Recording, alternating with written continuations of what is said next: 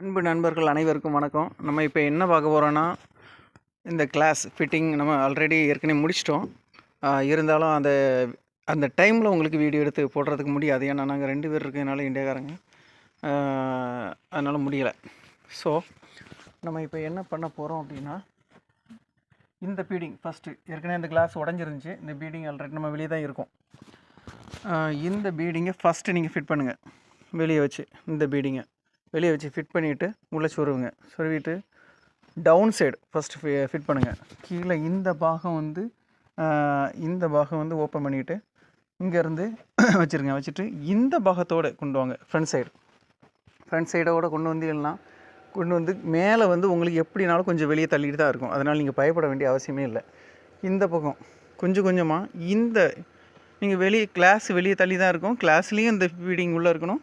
இதை கொஞ்சம் உள்ளே தள்ளி அது கூட ஃபிட் பண்ணிக்கிட்டே இருக்கணும். கொஞ்சம் கொஞ்சமாக உள்ளே தள்ளிட்டு வந்து இந்த கிளாஸ் இருக்கலாம், இந்த கிளாஸில் வந்து டச் பண்ணக்கூடாது. ஸோ இந்த கிளாஸ் வந்து டச் பண்ணாமல் பீடிங்கோட சேர்த்து வந்து தட்டணும். தட்டி லைட்டாக நீங்கள் உள்ளே வச்சு தள்ளினீங்கன்னா உங்களுக்கு தெரியும். அழகாக ஈஸியாக ஃபிட் பண்ணிடலாம். பேஸ்ட் ஒன்றும் போட வேண்டிய அவசியம் இருக்காது.